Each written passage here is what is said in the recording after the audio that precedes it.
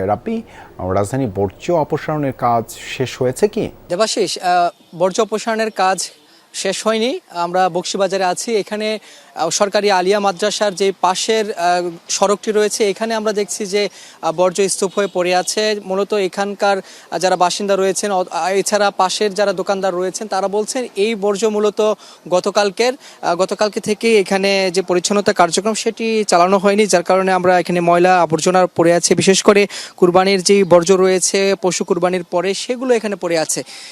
এই পথ ধরে মূলত এখানে অসংখ্য যাত্রী বা অসংখ্য পথচারী চলাচল করে। পাশে একটি মাদ্রাসা রয়েছে, পাশাপাশি এখানে পোস্ট অফিস রয়েছে। যদিও সেগুলো বন্ধ, তারপরেও যেহেতু এখানে শিক্ষা প্রতিষ্ঠান আছে, পাশাপাশি এখানে দোকানপাট রয়েছে, পাশে আবাসিক ভবন রয়েছে। মূলত এই সড়কে এখানে কুরবানি হয়েছে, সেই কুরবানির পশুর যেই বর্জ্য রয়েছে সেগুলো পড়ে আছে।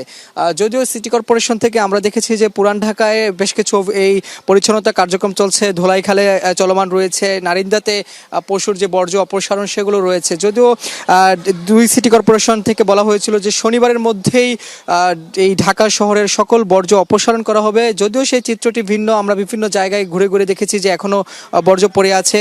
গতকালকে পথে বের হয়েছিলেন প্রধানমন্ত্রী তারেক রহমান, তিনি 48 ঘন্টা সময় বেঁধে দিয়েছেন যে যাতে করে এই সময়ের মধ্যেই ঢাকা শহরের সকল বর্জ্য অপসারণ করা হয়। এবং গতকালকে 2 জন সিটি কর্পোরেশনের কর্মকর্তাকে বরখাস্ত করা হয়েছে দায়িত্ব অবহেলার কারণে।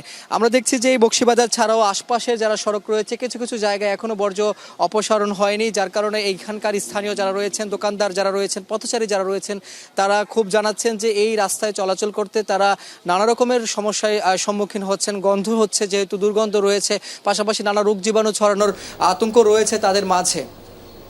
ধন্যবাদ রাব্বি যুক্ত হবার জন্য।